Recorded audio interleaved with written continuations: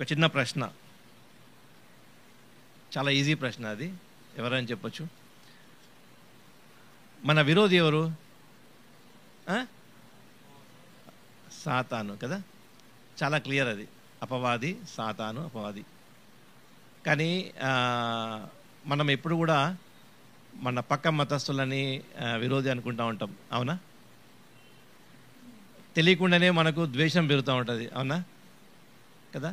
ఎవరైనా వేరే మతస్థులు వచ్చి మన వాళ్ళని కొట్టినప్పుడు, తిట్టినప్పుడు, దూషించినప్పుడు ఏమవుతుంది? మనకు కోపం వస్తుంది కదా.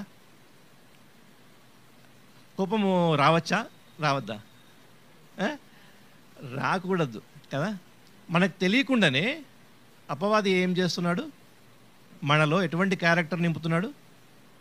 కోపం అనే క్యారెక్టర్ నింపుతున్నాడు కదా, ద్వేషం అనే క్యారెక్టర్ నింపుతున్నాడు. అది మనకు అర్థం కాకుండానే మనం ఏం చేస్తున్నామంటే మన శరీరాలతోటి మనం ద్వేషం పెంచుకుంటున్నాము, కోపగించుకుంటున్నాము కదా. అయితే ఇవన్నీ కూడా దేవుని బిడ్డల క్యారెక్టర్ కాదు కదా. మనల్ని ఎవరైనా దూషించినప్పుడు, మనల్ని ద్వేషించే వారి కొరకు, దూషించే వారి కొరకు ఏం చేయమంటుంది వాక్యం? మనకు సత్యం తెలుసు కదా, ప్రార్థన చేయమంటుంది. కానీ మనం ప్రార్థన చేస్తున్నామా? ప్రార్థన వస్తుందా నోట్లో నుంచి? రాదు. ఏమొస్తుంది? కోపమే వస్తుంది కదా. కానీ దేవుని వాక్యం ఏమంటుంది? ప్రార్థించుమంటుంది. కానీ అపవాది ఏం చేస్తున్నాడంటే ఆ వాక్యానికి విరుద్ధంగా, మనము వాక్యానుసారంగా నడవకుండా అపవాది ఏం చేస్తున్నాడంటే దానికి ఆపోజిట్గా మనల్ని చేసేదానికి ప్రయత్నిస్తున్నాడు. అంటే ఎవరు మోసం చేస్తున్నాడు? అపవాది మోసం చేస్తున్నాడు కదా. మనం ఏమైపోతున్నాం? మనము మోసపోతున్నాము. వాక్యానుసారంగా నడుస్తున్నామా? నడవట్లేదు. తెలియకుండానే మనకు అనుకోకుండానే ఆ ద్వేషము, ఆ కోపం అనేది నింపుతా వస్తున్నాడు అనమాట. అర్థమవుతుంది కదా. సరే, మనము అపవాది సరే వాక్యం నుంచి చూద్దాము. మన విరోధి ఎవరు అని మనకు తెలుసు. అయినప్పటికీ మనము వాక్యంలో ఉందా లేదా చూద్దాము ఒకసారి. మొదటి పేతురు 5వ అధ్యాయము 8వ వచనము. మొదటి పేతురు 5వ అధ్యాయము 8వ వచనము. ఎవరన్నా చదవగలుగుతారా? చదువుతారా? మొదటి పేతురు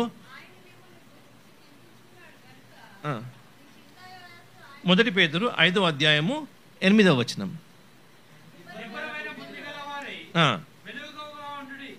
ఏమంటుంది? వాక్యం ఏమంటుంది? గలవారై ఏం చేయాలి? మనము మెలకువగా ఉండాలి, అలర్ట్గా ఉండాలి. మెలకువ అంటే లేచి ఉండడం కాదు. మెలకువ అంటే అలర్ట్గా ఉండాలన్నమాట. ఎందుకు అలర్ట్గా ఉండాలి? మీ శత్రువు అయిన అపవాది, మీ విరోధి అయిన అపవాది ఎవరిని మృంగుదామా అని తిరుగుచున్నాం కదా. శత్రువు ఎవరంటే ఇప్పుడు అపవాది. హిందువులా శత్రువులు? ముస్లిమ్సా శత్రువులు? ఆర్ఎస్ఎస్ వారా శత్రువులు? లేటెస్ట్గా బజరంగ్ దళ శత్రువులు కదా. అపవాది వాళ్ళ వెనుక ఉండి వాళ్ళని ఆ శరీరాల్ని వాడుకుంటూ ఎవరిని చేస్తున్నారు? మనల్ని మోసపరుస్తున్నారు అనమాట. అంటే వాక్యానికి విరుద్ధంగా మనం జీవించేలాగా చేస్తున్నాడు. అర్థమవుతుంది కదా ఇప్పుడు. సరే, మన శత్రువు అపవాది. సరేనా? రైట్. ఎందుకు మనం ఈరోజు దేవుని గురించి కాకుండా ఎవరి గురించి చూస్తున్నాం? మనము అపవాది గురించి చూస్తున్నాము. ఎందుకంటే మన శత్రువు అయిన అపవాది కాబట్టి. మనము క్రైస్తవులంగా యేసు ప్రభువుని అంగీకరించిన తర్వాత మనము యుద్ధ రంగంలో ఉన్నాము అని దేవుని వాక్యం చెప్తుంది. అంటే we are in the battlefield. మనం అందరం కూడా స్పిరిచువల్ బ్యాటిల్ ఫీల్డ్లో ఉన్నాము, యుద్ధ రంగంలో ఉన్నాము కదా. యుద్ధంలో ఉన్నప్పుడు మనం ఎవరికి అగెన్స్ట్గా కొట్లాడతాం? మనము శత్రువుకి అగెన్స్ట్గా కొట్లాడుతూ ఉంటాం. మన శత్రువు ఎవరో తెలియనప్పుడు, ఆయన క్యారెక్టర్ ఏందో తెలియనప్పుడు, ఆయన టాక్టిక్స్ ఏందో తెలియనప్పుడు మనం కొట్లాడగలుగుతామా? కొట్లాడగలం. అందుకనే ముఖ్యంగా ఈరోజు మనము మన శత్రువు గురించి తెలుసుకుందాం కదా. శత్రువు గురించి తెలుసుకున్నప్పుడు మనము వానితోటి కొట్లాడడానికి ఈజీగా ఉంటుంది. సరేనా? వాని క్యారెక్టర్ చూద్దాం మనం. ముఖ్యంగా ఇద్దరు, దేవుడు, అపవాది. ఇద్దరు ఉన్నారు, సరేనా? మన తండ్రి ఎవరు? అపవాదా దేవుడా? దేవుడు కదా. మనము ఏం చేయాలంటే దేవుని క్యారెక్టర్ని మనం రిఫ్లెక్ట్ చేయాలి కదా. ఎందుకంటే మన తండ్రి ఆయన కాబట్టి కదా. మన తండ్రి ఆయన కాబట్టి ఆయన క్యారెక్టర్ని మనం ఏం చేయాలంటే మనం రిఫ్లెక్ట్ చేయాలి. సరే, అపవాది క్యారెక్టర్ని మనం రిఫ్లెక్ట్ చేస్తుంటే మనం ఎవరి పిల్లలము? అపవాది పిల్లలం అవుతాం కదా, నో డౌట్ ఇన్ దట్. అయితే ఈ అపవాది ఏం చేస్తాడు అంటే ఈ దేవుని క్యారెక్టర్ రిఫ్లెక్ట్ చేయకుండా దానికి ఆపోజిట్గా మనం రిఫ్లెక్ట్ చేయడానికి ప్రయత్నిస్తూ ఉంటాడు. అలాగే మోసం చేస్తూ ఉంటాడు మనకి. అర్థమవుతుంది కదా. సరే చూడండి ఒకసారి, అపవాది మొదటి క్యారెక్టర్ చూద్దాం మనము. ఇంకోటి దేవుని వాక్యం చెప్తుందంటే మనము పోరాడేది శరీరులతోటి కాదు, మనము దురాత్మ సమూహంతో మనం పోరాడుతున్నాము అంటే కదా. We are fighting against the spiritual forces, dark forces తోటి మనం కొట్లాడుతున్నాం. కాబట్టి మనం అపవాది యొక్క క్యారెక్టర్ తెలుసుకోవడం చాలా చాలా ముఖ్యం. మొదటి క్యారెక్టర్ చూద్దాం. దాన్ని వానికి ఏం పేరు ఉందంటే వాడు శోధకుడు అని పేరు. ఏం పేరు? శోధకుడు అంటే ఏం చేస్తాడు? సింపుల్ కదా, శోధకుడు కాబట్టి వాడు శోధిస్తూ ఉంటాడనమాట. చూడండి ఒకసారి, ఎవరిని శోధించిండు? యేసు ప్రభునే శోధించిండు. మత్తయి సువార్త 4వ అధ్యాయము, మత్తయి సువార్త 4వ అధ్యాయము 3వ వచనము. ఆ శోధకుడు ఆయన యొద్దకు వచ్చి, నీవు దేవుని కుమారుడవైతే అలాగా వచ్చి 3 సార్లు శోధించడానికి ప్రయత్నిస్తూ ఉంటాడు. 3 సార్లు కూడా ప్రభువైన యేసుక్రీస్తు దేంతో సమాధానం ఇస్తాడు? వాక్యంతో సమాధానం ఇస్తాడు. ఇలా రాయబడి ఉంది కదా అని, లేఖనములు ఇలా చెప్తున్నాయి అని రాయబడి ఉంది అని ఆయన ప్రభువైన యేసుక్రీస్తు దాన్ని జయిస్తాడు కదా. ఈ అపవాది యొక్క ఫస్ట్ క్యారెక్టర్ ఏంటంటే వాడు శోధకుడు. వాని పేరు శోధకుడు అన్నమాట. వాడు వచ్చి శోధిస్తూ ఉంటాడు అనమాట. సరేనా? రెండో క్యారెక్టర్ చూద్దాం. రెండోది ఆయన మోసం చేసేవాడు. హీఈస్ ఏ డిసీవర్. ఆదికాండము మనకందరికీ వాక్యం తెలుసు కాబట్టి కొంచెం ఫాస్ట్గా వెళ్తున్నాను. ఆదికాండం అనగానే ఎవరిని శోధించిండు? ఎవరిని మోసం చేసిండు? అవన్నీ మోసం చేసిండు కదా. చూద్దాం. ఆదికాండం 3వ అధ్యాయము 13 నుంచి చూద్దాం. అప్పుడు దేవుడనే యెహోవా స్త్రీతో, నువ్వు చేసినది ఏమని అడగగా, స్త్రీ సర్పము నన్ను మోసపుచ్చినందున తింటిని అనేను కదా. ఇప్పుడు ఏం చేస్తా ఉన్నాడు అపవాది? మోసం చేస్తా ఉన్నాడు. ఫస్ట్ క్యారెక్టర్ ఏంది? శోధకుడు, శోధిస్తూ ఉంటాడు. సెకండ్ క్యారెక్టర్ ఏంది? మోసం చేసేవాడు. వాడు మోసగాడు. ఇప్పుడు నేను ఒకరిని మోసం చేస్తా ఉన్నా అనుకుందాం, నేను మోసం చేసిన, అప్పుడు ఏమైపోయింది? నేను ఎవరి క్యారెక్టర్ రిఫ్లెక్ట్ చేస్తున్నా? అపవాది. నేను ఎవరి సంబంధి ఇప్పుడు? అపవాది సంబంధి. ఇప్పుడు యేసుక్రీస్తు రక్తంలో నేను కడుక్కున్న తర్వాత, యేసుక్రీస్తు బిడ్డనైన తర్వాత నేను ఒకరిని మోసం చేయొచ్చా? చేయాలా వద్దా? చేయొద్దు. ఒకవేళ నేను మోసం చేస్తున్నట్టయితే ఏం చేయాలా? పశ్చాత్తాపడి ప్రభువైన యేసుక్రీస్తు సన్నిధిలో మనము ఒప్పుకోవాలి కదా. సరే, మూడో క్యారెక్టర్ చూద్దాం. ఆయన హీఈస్ అన్ అక్యూజర్. అక్యూజర్ అంటే ఫిర్యాదులు చేసేవాడు, కంప్లైంట్ చేసేవాడు కదా. మనము ఒక ఆఫీస్లో పని చేస్తున్నట్టయితే మనల్ని మనం ప్రూవ్ చేసుకోవడానికి, మనల్ని కరెక్ట్ అనిపించుకోవడానికి పక్కన ఏం చేస్తూ ఉంటాం? మనము కంప్లైంట్ చేస్తూ ఉంటాం కదా. సో దట్ నా బాస్ నన్ను మెచ్చుకోవాలి, నా బాస్ ముందు నేనే మంచిగా కనబడాలి అని నా పక్కన మీద కంప్లైంట్ చేస్తూ ఉంటాం కదా. ఈ కంప్లైంట్ చేసే గుణం, ఫిర్యాదు చేసే గుణం ఎవరిది? అపవాది కదా. అందుకనే he is called as accuser. సరే, రెవల్యూషన్ ప్రకటన గ్రంథము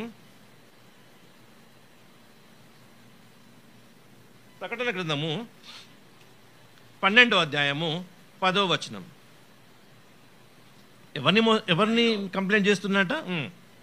మరియు గొప్ప స్వరము పరలోకమందు చెప్పుట ఇలాగు నేను వింటిని. రాత్రింబగలు మన దేవుని ఎదుట సహోదరుల మీద నేరము మోపువాడైన అపవాది వాడు ఏం చేస్తున్నాడంట? నేరం మోపుతా ఉన్నాడంట. ఎప్పుడు మోపుతున్నాడు? టైం ఉంది ఏమన్నా? రాత్రింబగళ్ళు టైం లేదనమాట. ఇంకా ఒక స్పెసిఫిక్ టైం లేదు. రాత్రింబగళ్ళు ఏం చేస్తున్నాడు? వచ్చి నేరం మోపుతా ఉన్నాడు అనమాట. పలానా శామ్యుయల్ చెడ్డవాడు. ఎక్కడ మోపుతున్నాడు? దేవుని దగ్గర మోపుతా ఉన్నాడు అనమాట. శామ్యుయల్ చూసినావా ఈరోజు తప్పు చేసిండు, శామ్యుయల్ చూసినావా ఈరోజు పడిపోయిండు కదా, శామ్యుయల్ చూసినావా, నాకు పేరు తెలుసు కాబట్టి శామ్యుయల్ అంటున్నా, సరే. హెబ్రోన్ చూసినావా అబద్ధం ఆడిండి వాళ్ళ, హెబ్రోన్ చూసినావా చెడు మోహపు చూపు చూసిండు అని ఎవరి దగ్గర పోయి చెప్తాడు? దేవుని దగ్గరికి వెళ్ళి చెప్తా ఉంటాడు అనమాట. అక్కడ ఎవరున్నారు మనకు? ప్రభువైన యేసుక్రీస్తు ఏం చేస్తూ ఉన్నాడు? అడ్వకేట్గా పనిచేస్తూ ఉన్నాడు కదా. Prosecutor, advocate. యేసుక్రీస్తు ఏమంటాడంటే, ఏం కాదు నా బిడ్డ, ఈసారి క్షమించేస్తా కదా.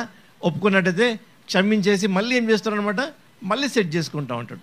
అర్థమవుతుందా? ఈ ప్రక్రియ జరుగుతూ ఉన్నది. అది మన కంటికి కనబడతలేదు, మన కంటికి మన ఊహకు అందది ఇది. కానీ ఇది నిరంతర ప్రక్రియ జరుగుతూ ఉన్నదన్నమాట. అపవాది పోయి మన గురించి కంప్లైంట్ చేస్తూ ఉంటాడు, యేసుక్రీస్తు మన గురించి వాదిస్తూ ఉంటాడు. ఇది జరుగుతూ ఉన్నది. అర్థమైంది కదా. ఫస్ట్ ఏం పేరు? అని పేరు శోధిస్తూ ఉంటాడు. సెకండ్ వన్ మోసం, చీటర్, మోసం చేస్తూ ఉంటాడు. థర్డ్ వన్ కంప్లైంట్ చేస్తూ ఉంటాడు. సరేనా? మనం ఒకవేళ కంప్లైంట్ చేస్తున్నట్టయితే మనము అపవాది సంబంధులము. సరేనా? నాలుగోది చూస్తాం. అయితే ఎవరిని మోసం చేసినాడు? ఎవరి మీద కంప్లైంట్ చేసినాడు? ఎవరైనా గుర్తున్నాడు? ఎవరైనా దేవుని బైబిల్లో యోబు గురించి చెప్తాడు. సరేనా? ఇంకొక అతని గురించి చెప్తాడు. జాషువా, జకరియా గ్రంథం చూడండి ఒకసారి, 3వ అధ్యాయము, జకరియా 3rd చాప్టర్ 1 to 7 చూడండి ఒకసారి. జాషువా గురించి ఆయన కంప్లైంట్ చేస్తూ ఉంటాడు అన్నమాట దేవుని దగ్గరికి వెళ్ళి. Zechariah 3rd chapter 1st verse to 7th verse.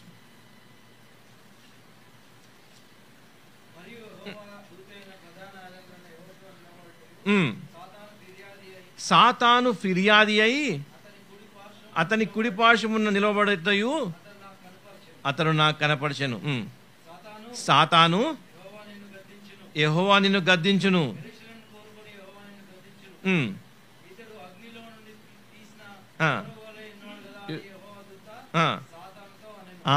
ఏమంటారు? ఇప్పుడు జాషువా గురించి కంప్లైంట్ తీసుకుపోయాడు అనమాట. తీసుకపోతే ఆడ ఏమంటుంది? అపవాదిని గద్దిస్తున్నాడు.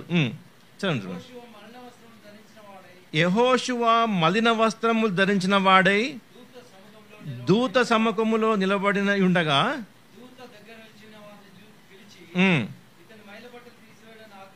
ఇతని మైల బట్టలు తీసివేయడని ఆజ్ఞాపించి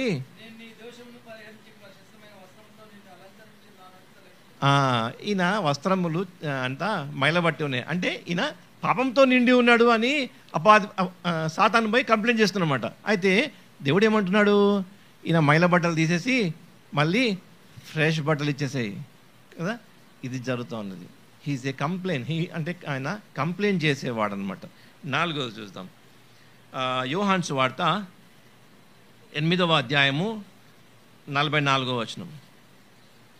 యోహాను సువార్త 8వ అధ్యాయము 44వ వచనం. పరిసయ్యులతో శాస్త్రులతో అంటున్నాడు అనమాట ప్రభువైన యేసుక్రీస్తు, మీరు మీ తండ్రి అయిన అపవాది సంబంధులు. మీ తండ్రి మీ తండ్రి దురాశలు ఏం చేస్తున్నాడంట? నెరవేరుస్తున్నాడు అనమాట. ఆది నుండి వాడు నరహంతకుడై ఉండి సత్యమందు నిలిచిన వాడు కాడు, వాని యందు సత్యమే లేదు. 2 క్యారెక్టర్స్ చూసాం ఇక్కడ. ఏంటంటే నరహంతకుడు, ఇంకోటి అబద్ధికుడు. సరేనా? నరహంతకుడు ఒకటి, అబద్ధికుడు. మనం హత్య చేస్తున్నాం ఎవరైనా? చేస్తున్నామా? ఎవరైనా ద్వేషిస్తున్నారా? మీరు సహోదరుని ద్వేషిస్తే ఏమన్నట్టు? నరహత్య చేసినట్టే అని దేవుని వాక్యం చెప్తుంది కదా. మనం ఒకరిని ద్వేషించినా కూడా నరహత్య చేసినట్టే అని దేవుని వాక్యం చాలా స్పష్టంగా చెప్తుంది. కత్తి పెట్టి పొడవాల్సిన అవసరం లేదు కదా. ఈ నరహత్య చేయడము అంటే ద్వేషించడం ఎవరి క్యారెక్టర్? ఇది అపవాది. ఒకవేళ మనం చేస్తున్నట్టయితే ఎవరి సంబంధం? ఎవరి దురాశలు నెరవేరుస్తున్నాం మనం? అపవాది దురాశలు నెరవేరుస్తున్నట్టు. మనం ఒకవేళ అబద్ధాలు ఆడుతున్నప్పుడు ఎవరి సంబంధి? ఒకవేళ మనం అబద్ధాలు ఆడితే మనం ఏం చేయాలి? ఇప్పుడు ఏం చేయాలా? తగ్గించుకొని ప్రభువా నన్ను క్షమించు అని అడగాల కదా. ఎందుకు అడగాలి? ఆయన నీతిమంతుడు కనుక ఎవరు తగ్గించుకొని వచ్చి అడుగుతారో ఆయన క్షమించే దేవుడే ఉన్నాడు, అంతే కదా.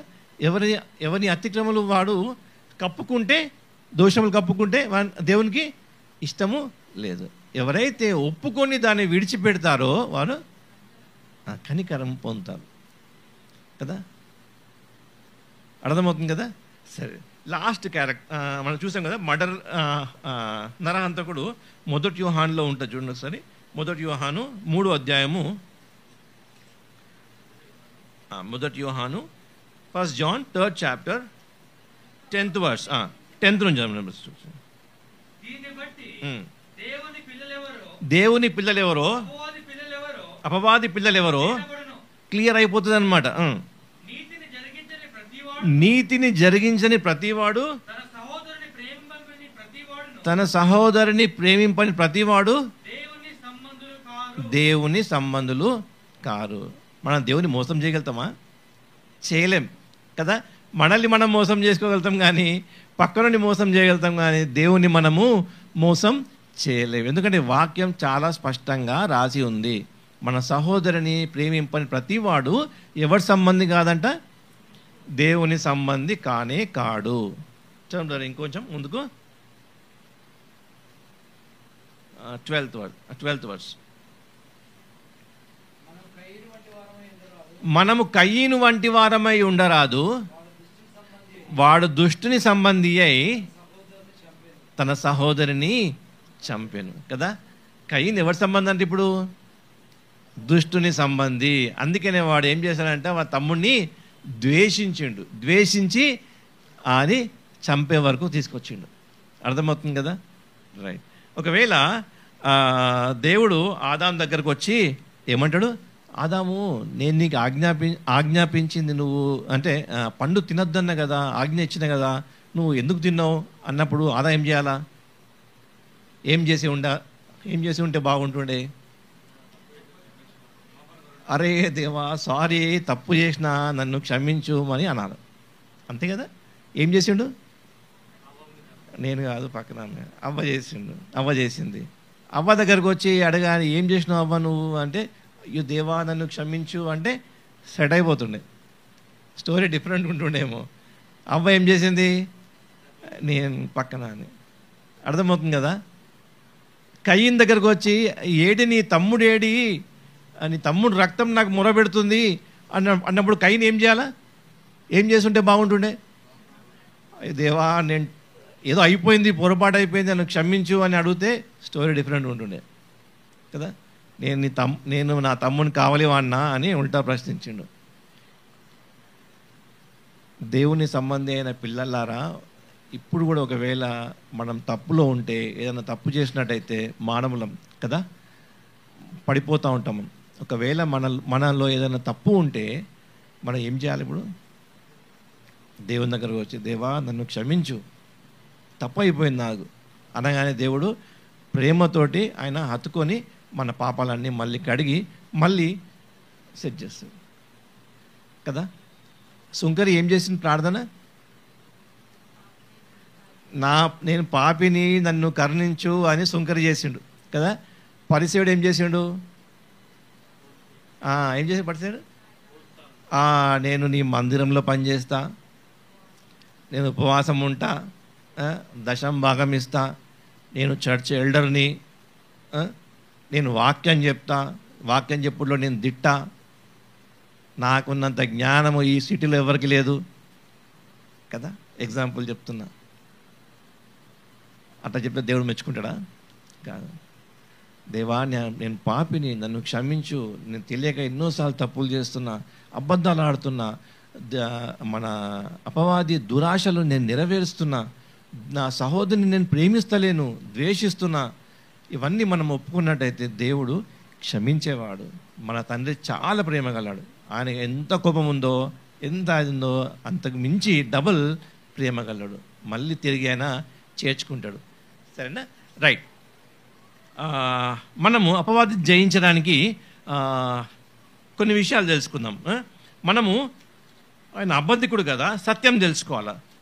సత్యం ఎవరు చూడండి ఒకసారి. యోహాను సువార్త 17వ అధ్యాయము, యోహాను సువార్త 17వ అధ్యాయము 15వ వచనం. నీవు లోకంలో నుండి ప్రభువైన యేసుక్రీస్తు ప్రార్థన చేస్తున్నాడు తండ్రికి. నీవు లోకంలో నుండి లేదు కానీ దుష్టుని నుండి దుష్టుని నుండి కాపాడుమని వాడిని కొరకు ప్రార్థిస్తున్నాను. చూడండి.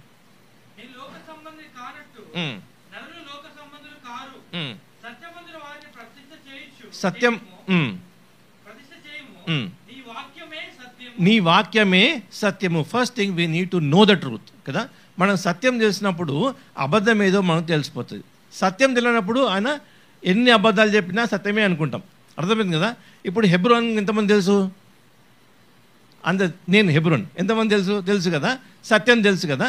నేను హెబ్రోన్ గోల్కొండ గురించి మాట్లాడతాను. నా పేరు హెబ్రోన్ నన్ను చూస్తున్నారు. ఇప్పుడు ఎవరినో వచ్చి హెబ్రోన్ చాలా తెల్లగా ఉంటాడు అన్నాడు అనుకో, నమ్ముతారా? నమ్మరు. ఎందుకు నమ్మరు? సత్యం తెలుసు కాబట్టి మీకు. మీరు చూడలే అనుకో, నన్ను హెబ్రోన్ని చూడలేదు, హెబ్రోన్ చాలా అందంగా ఉంటాడు, చాలా హ్యాండ్సమ్, తెల్లగా ఉంటాడు అంటే నమ్మేస్తారు కదా. ఎందుకంటే సత్యం తెలియదు కాబట్టి.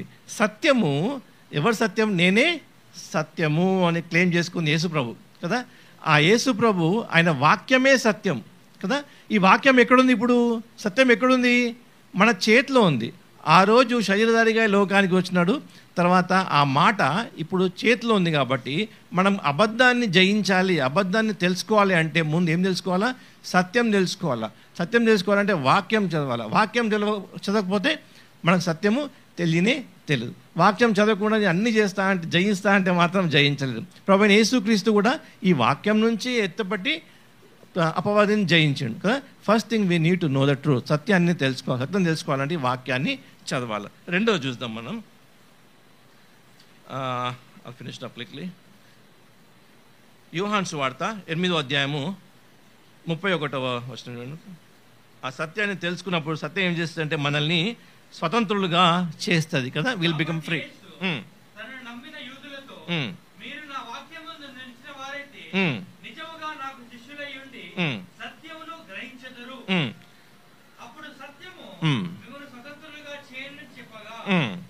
రైట్. ఆ సత్యం తెలుసుకున్న తర్వాత ఆ సత్యం ఏం చేస్తుందంటే మనల్ని ఫ్రీ చేస్తుంది అనమాట. పాపం నుంచి మనల్ని విడుదల చేస్తుంది.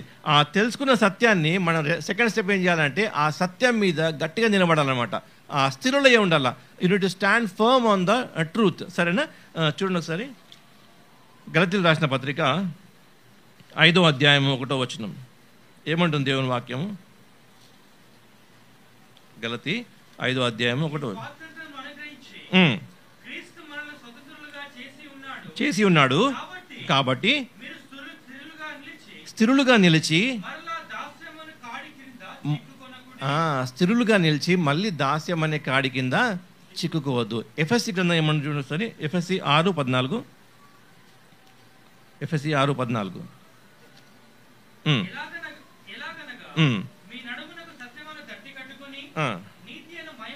చాలు సత్యం అనే దట్టి కట్టుకోమంటుంది కదా. అప్పట్లో లాంగ్ వేసుకుంటుండే, అయితే గౌన్ లాగా వేసుకుంటుండే. ఒకవేళ కొట్లాడేటప్పుడు వాళ్ళు ఏం చేస్తుండే ఇట్లా కట్టుకుంటుండే. సరేనా? ఇప్పుడు మనం కూడా ఒకవేళ ఎవరితో కొట్లాడాలి అంటే ఏం చేస్తాం? మనం ఫస్ట్ లుంగి ఉందనుకుందాం. ఏం చేస్తాం? కొట్లాడాలంటే ఏం చేస్తాం? ఇట్లా కట్టుకుంటాం కదా. ఆడవాళ్ళు ఏం చేస్తారు? ఇట్లా కట్టుకుంటారు. అంటే ఎగ్జాంపుల్ చెప్తున్నా. నడుము బిగిస్తారనమాట కదా. నడుము బిగించుకుంటారు కదా. ఈ నడుము దేంతో బిగించుకోమంటుండే దేవుడు? సత్యంతో బిగించుకోమంటుండు. అర్థమైందా? మీ సత్యం అనే దట్టి కట్టుకో. నడుము బిగించుకుంటే ఏం చేస్తావు? మనం రెడీ, ఇక రా బిడ్డ అంటాం కదా. కొట్లాడడానికి రెడీ ఉన్నాం. అది ఒక యాక్షన్ చేసే ముందు మనం రెడీగా ఉన్నామనే సింబాలిక్ అనమాట. అట్లనే అపవాదితో కొట్లాడేటప్పుడు మనము దేంతో కొట్లాడాలా? సత్యంతో కొట్లాడాలి. సత్యం అనేది గట్టిగా కట్టుకోవాలా, సత్యం తెలుసుకోవాలా, ఆ సత్యం మీద నిలకడగా ఉండాలా, ఆ సత్యం అనేది దాంతోటే కట్టుకోవాలా. అప్పుడు మనము అపవాదితో కొట్లాడచ్చు. సరేనా? 4వ చూస్తాం. 3వది మత్తయి సువార్త 26వ అధ్యాయము 36వ వచనం నుంచి. ప్రభువైన యేసుక్రీస్తు గెత్సెమనే తోటలో ఏం చేస్తాడంటే ప్రార్థన చేస్తూ ఉంటాడు కదా. అయితే శిష్యులు మంచిగా పండుకుంటారు. పండుకున్నప్పుడు first time, second time, third time వచ్చి ఏమంటాడంటే మీరు మెలకువగా ఉండి ఇప్పుడు కూడా కనీసం మెలకువగా ఉండరా అని గద్దిస్తాడు అనమాట. చూడండి ఒకసారి 26వ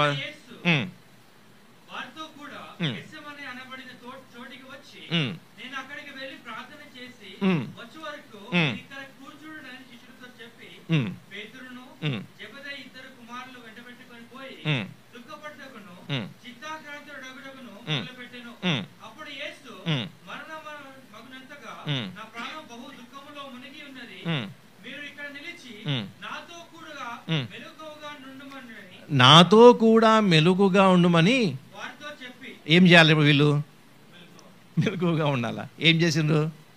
ఇద్దరు అప్పుడు వచ్చి తిడతారనమాట. నాతో కూడా మెలుగుగా ఉండండి అని చెప్తే ఏం చేయాలా? మెలుగుగా ఉండాలా. విన్నరా వాళ్ళు? మాట విన్నరా? మాట వినలే, దానికి ఆపోజిట్ చేసిండ్రు కదా. అప్పుడు గద్దిస్తాడు. ఏమంటే మెలుగుగా ఉండి ప్రార్థన చేయండి. మన అపవాదిని జయించాలి అంటే మనం వాక్యం తెలుసుకోవాలా, వాక్యం మీద స్థిరులై ఉండాలా. అంతేకాకుండా మనము మెలకువగా ఉండి ప్రార్థన చేసే వారంగా మనమే ఉండాలా. చివరిదిగా చూద్దాము యాకోబు రాసిన పత్రిక చివరిదిగా అంటే ఏమనిపిస్తుంది మనకు మనసులో? అమ్మయ్య అయిపోయింది అనుకుంటుంది.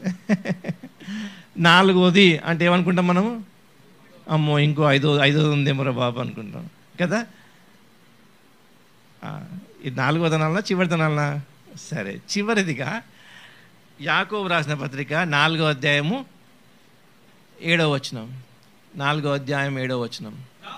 కాబట్టి దేవునికి లోబడి ఉండుడి, అపవాదిని ఎదురు. ఏం చేయాలంటే మనము దేవునికి లోబడి ఉండాలా కదా, ఆయన మాటకు లోబడి ఉండాలా. నేనే కొట్లాడతా అంటే మాత్రం కొట్లాడలేదు, దేవునికి లోబడి ఉండాలి. We need to humble our self before God. దేవుడు మనతో మాట్లాడినప్పుడు, హెచ్చరించినప్పుడు ఏం చేయాలి? మనము లోబడాలా. అది కదా. మనం లోబడకపోతే మనము అపవాదిని ఎదిరించలేము.